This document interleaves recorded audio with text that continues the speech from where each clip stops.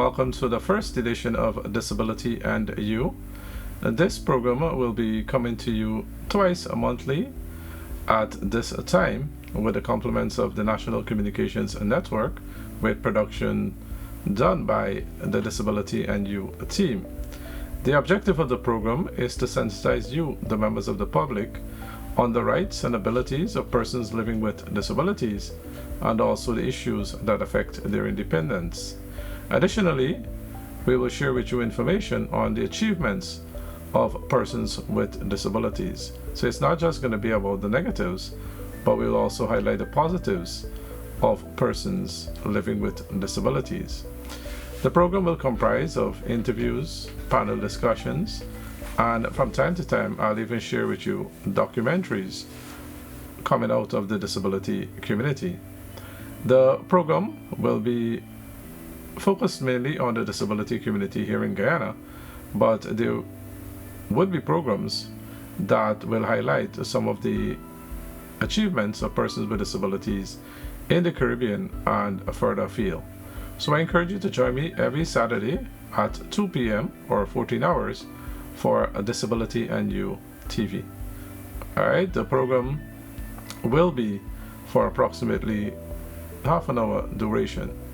On this afternoon's program, I have two very dynamic young ladies from the disability community that will be sharing the program with me, and they're here to discuss the challenges they face as women living with disabilities, and they will also tell you about some of their achievements and what they've been able to overcome and achieve while having a disability. So stay tuned, we'll be through for the next 25 minutes or so, and you'll hear from Holly Ann Maxiang and Odessa Blair. Alright? So, good afternoon, ladies, and welcome to the program. Thank you very much for being here. Good afternoon. Good afternoon, Ganesh. Thank you for inviting me. Excellent. Last Tuesday was International Women's Day. It was observed under the theme Gender Equality Today for a Sustainable Tomorrow. The theme was coined by the United Nations Women, and there were a number of activities, webinars, panel discussions, and even in-person activities held across Guyana in observance of the day. How did you spend the day as a woman with a disability? Holly Ann. Thank you, Ganesh, again for inviting me to the program. You're most welcome. I must say I was able this year to participate in one of the events that was held in Guyana to commemorate International Women's Day.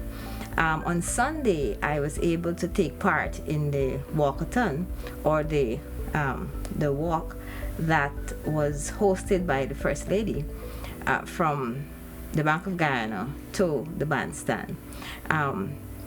It was, I must say, for me, it was very encouraging to be able to participate.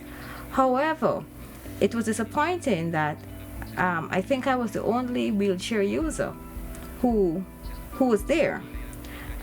So even though I was happy to be out there, happy to have been to be regaining some of my independence, I did not feel encouraged because it was just myself alone as a person with disability who was there. And I'm sure there are a number of factors. I'm happy to know that you were part of that activity, and as you know, I'm sure there were a number of factors that would have hindered persons with disabilities from being there, and you know the one that will stand out will be transportation and the logistics of being part of such an activity. Odessa, how did you spend International Women's Day? Were you able to participate in any one of the activities? I must say thanks for having me again. Good afternoon on the program. I did not participate in any of the activities, but what I did, I used the opportunity on International Women's Day to call up some of my fellow women who I know that are not in a state where they want to be right now, and try to empower them and encourage them, give them words of encouragement, you know, by telling them that the situation that they're in is not the end of the road. There is still hope for them and that kind of thing. So excellent. So you did some empowerment work with women with disabilities that you know, as you correctly said, or as you said, might Yes. not be in a position that they want to be in. Yeah. That's excellent. Holly, let's go back to you now, and let's talk a bit about yourself. Who is Holly Ann? I am, first and foremost, I am the proud mother of a 15-year-old daughter. And before my disability, I would have introduced myself as a driven, career-minded woman. However, after acquiring my disability, I now introduce myself as an advocate and a friend of the disability community, along with being a woman, a mother, and a contributing member of society. So why not driven, career-driven individual in addition to being an advocate? Due to my acquired disability, I have found it quite difficult to re-enter the job market. It is something that I am currently working at. However, there are some challenges that I am facing that I think with time I would be able to, but for the moment, I am just focusing on being an active member of the advocate community for disabilities. Excellent. So you want to force certain changes so that there can be a more enabling environment. Yes, there are opportunities out there for us. However, because of our disability, which is our physical disability, there are steps that are needed for us to be able to access those opportunities.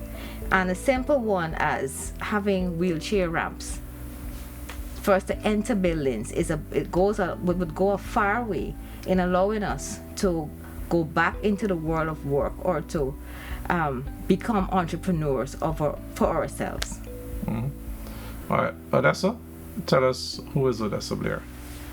Okay, I am Odessa Blair, a 44-year-old young woman who would have acquired my disability at age 30.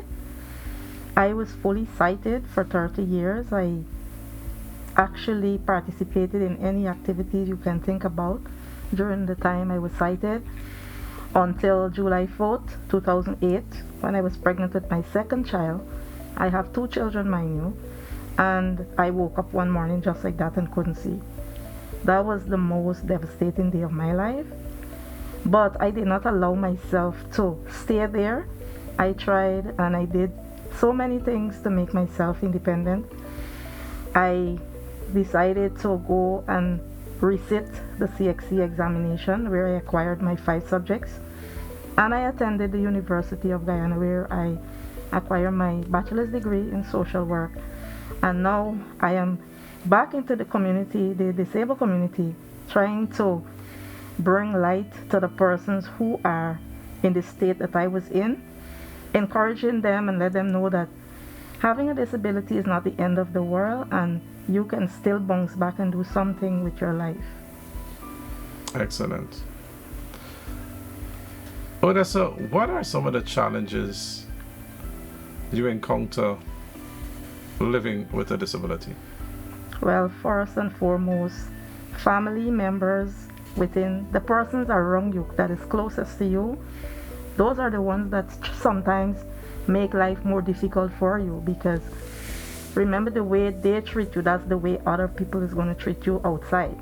And so sometimes family may not be the best persons to have around you, but you have to just develop coping mechanism to deal with certain situations and try to bring yourself back to the place where you want to be. Mm-hmm. And what about other challenges within society? Well, persons would discriminate against you. The stigma and discrimination is great, but we cannot look at those things because persons are acquiring disabilities every day by accident, by different means. We weren't born like this. Some persons are, but we don't know what the future holds. And I believe that persons should stop being discriminating against persons with disabilities and do what is right. Mm-hmm. Thanks, Odessa. Holly Ann, what are some of the challenges you encounter as someone living with a disability? Some of the challenges I have encountered in my last 2 years of being disabled is accessibility. I am now re-entering into society, I should say, after being a period of illness, and I realized that for me to be independent, or for persons with, or for wheelchair users to be independent, it is very hard, because even though we may want to resume some sort of semblance of our former life, it is very difficult for us, because we end up, there are no wheelchair accesses, and we find that persons may not understand the needs of a wheelchair user. Yes, they see us as being disabled. However, there are disabled persons who may be able to climb stairs, whereas we can't navigate stairs. So we need to have ramps or elevators that give us access. I also find that the way that persons speak to us, they forget that sometimes before our injuries or our illnesses, we were producing unproductive members of society. And because of our disability, we become, for a better word, stupid, or we lack understanding. And that's a perception, and that's what. And that is perception, as how some persons, is how they come across and they treat us. So what I'm gathering there, Orlean, is you're basically saying that persons will treat you as normal. When you don't have a disability, they treat you with respect. But as soon as you acquire that disability, it changes. Yes. And I just want to zero in on this.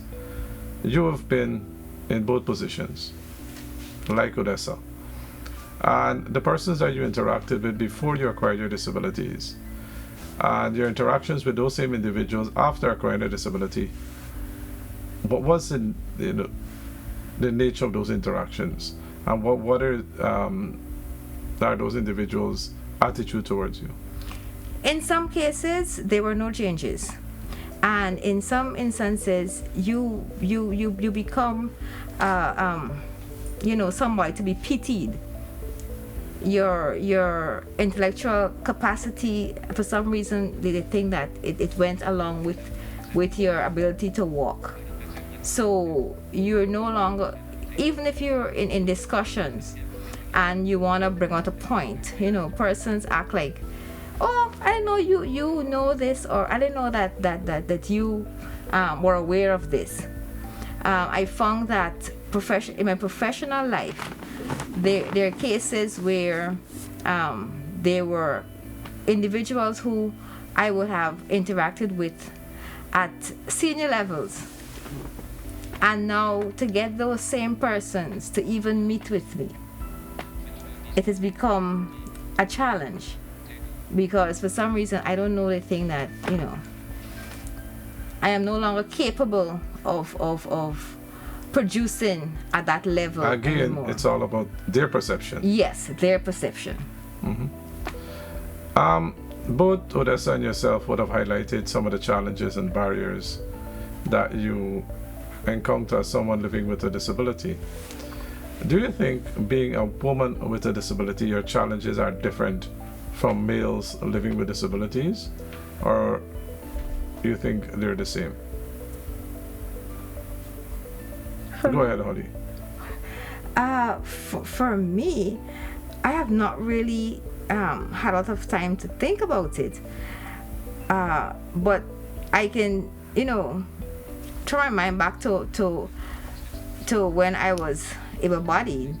I had challenges in a male-dominated industry, where I had to fight 2 times, 3 times harder to get the same recognition compared to my male counterparts. And I am quite sure that with my disability, it's going to be even harder now, because now I have to overcome my gender bias and also the bias towards my disability for me So to you're be dealing with discriminations at yes, two different angles. yes. Odessa, do you think the discrimination you face or the barriers you face as a woman living with a disability, is different from the discrimination and barriers a male living with a disability would face? Yes, I think it is so because sometimes you may place in positions whereby you as a female may experience different situation and the way people would react to you rather than a male, because they see men as machos, and as a female they see you as if you're feeble, and make it worse that you have a disability such as blindness. People think that you're blind and you're blotted out from the world or something, because So yeah, go right ahead. yeah, you continue. Yeah, because sometimes a question may ask, and rather than allow you to answer, the person next to you would answer it for you. And I would have seen with a male, it is not so all the time. They would ask the question to the person directly in some cases. Let's go back to you would have alluded to the family circle, Odessa, in your earlier discussion. Do you think, being a female with a disability, family members are more protective and they really don't see you having a place in society and being independent? You just feel that you should be at home because you're a woman with a disability, and you should not be reintegrated? Yes, Have you experienced that? I would have experienced that because when I had wanted to come out and to bounce back and to return to be rehabilitated into society, there were lots of barriers by my family and colleagues and friends. They would say that it is not fine for you to go out there. You don't know what might happen. Persons may want to take advantage of you and all these things. So in all of that, you got to be very persuasive, and perseverance is the key, and you know what you want to do, so you just have to have the self-determination to become whatever you want to be. Holly-Ann, what about you? Any level of discrimination at home, or family members being more protective because you're a female with a disability, not wanting you to come out and be reintegrated? I have had a completely different experience to this. So my family have really been the motivating factor behind me getting back into society. They have pushed me. They protected me up to a point, but at the same time, they've given me that okay to go back out in society, to get myself back into the world of socializing, going back into the world of work. I must credit especially my mother and some of my cousins, who, even though I was home, they looked for areas of things that I could have done to help me to go back out into the world. Things like taking me, come and say, come, let's go out, Holly-Ann, let's go to the mall, let's go to church. That way, it gave me the confidence to, when I was ready to say, hey, I want to do it on my own. So I was able to move from that point back into reintegrating myself into society. Mm-hmm. So your experiences, it's totally different from each other. Yes. You're both very passionate and driven women. What are some of your plans, Holly-Ann? As you said earlier, you're now being reintegrated into society. What are some of the goals you've set yourself? For 2022, I have set 3 goals that are achievable for me. My first goal is what I've already started working on, is to form an NGO for persons with physical disabilities, myself and a few other persons who are physically disabled. we are working towards having an NGO that can advocate and educate persons with disabilities. Also, I've set a goal of being reemployed or becoming self-employed. And the third goal is to be more independent when I'm going out. Instead of having to take a carer with me, being able to go with myself to do my grocery shopping, to be able to go to a restaurant, to be able to go to the movies, to church, so I can not feel so dependent on my family or my carer, and give myself that level of independence for 2022. Excellent. Odessa, what about you? What are some of the goals you've set yourself? Some of the goals that I would have set for 2022 also, I wanted to be self-employed as well, one of which I would have already started. That it's not here as yet, but it's in the pipeline. I also wanted to empower my fellow persons with disabilities, encouraging them and counsel them and make sure that they would have been rehabilitated into society. I am working hard on that because I know the struggle is real as it relates to persons with disabilities. So often we've been placed on the back burner, and I am very much happy and grateful to the government who is in support of us right now, that they're doing all these sub-courses, through the ministry, and empowering persons with disabilities, training them so that they can bounce back and be reintegrated into society some way or the other. Excellent. Let's discuss, we just had a few minutes left, but I want to discuss a significant area when it comes to women and girls living with disabilities, and that is abuse. In Guyana, we don't have the empirical evidence because of the lack of research when it comes to women and girls with disabilities suffering various forms of abuse. But from working in the disability community all across Guyana at the grassroots level, I know for a fact that many women and girls with disabilities do suffer various forms of abuse. Additionally, there are evidence that you can find from other countries further afield that was basically tell you that women and girls with disabilities are more likely to suffer abuse in comparison to males living with disabilities.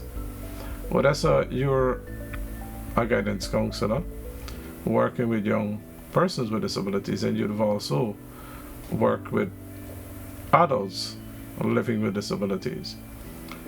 What is your experience when it comes to this abuse and women and girls with disabilities? Well, it is so sad to know that women and girls with disabilities suffer all types of abuse, and sometimes it's only because we were taught not to get emotionally involved, but just extend our empathy towards them. So many times they're being abused in all form, and they're afraid to speak out because they're afraid that their caregivers may not take care of them anymore. Sometimes they're even being abused by family members and persons within their surroundings, and they're afraid to speak out. So we have to try harder and to ensure that these persons are protected, especially our women and girls, and we should not be settling for any form of abuse. We need to report it and make it known, and so that our perpetrators can be incarcerated. Mm-hmm. And this will definitely be a program in the next few weeks where I'll discuss specifically gender-based violence and persons with disabilities, more so women and girls. Holly, and anything to add with what Odessa would have said based on your interactions within the disability community? What I can add is that I have noticed that it is being brought to the forefront It is no longer something that is discussed in the homes or in whispers. There are steps being taken to sensitize the public and sensitize the PWD community about the resources out there for us. So it's no longer us suffering in silence anymore. There are avenues that we can take. I've seen the Ministry of, I think, Human Services. Human Services, Social Yes. Security, yes. They have done a lot of sensitization campaigns. Even late last year, we had a workshop where we touched on we were able to go into not only what it is, but what is being done and the legal framework behind it, to give us an understanding of as to the support that is out there for us. And we must thank UNICEF Yes. for ensuring that our workshop was possible. Yes. So, Holly and Odessa, I want to thank you both for being on the program. It's the first edition of Disability in You, and I'm sure on future programs you'll definitely be present as you continue your work to advocate for the rights of persons with disabilities, but at the same time creating an environment for the empowerment of women and girls living with disabilities. Best of luck with all the initiatives that you guys have planned in the areas, and also best of luck with your personal goals and plans that you have. Thank you very much. Viewers, I'll be back 2 Saturdays from now for another edition of Disability in You. Goodbye.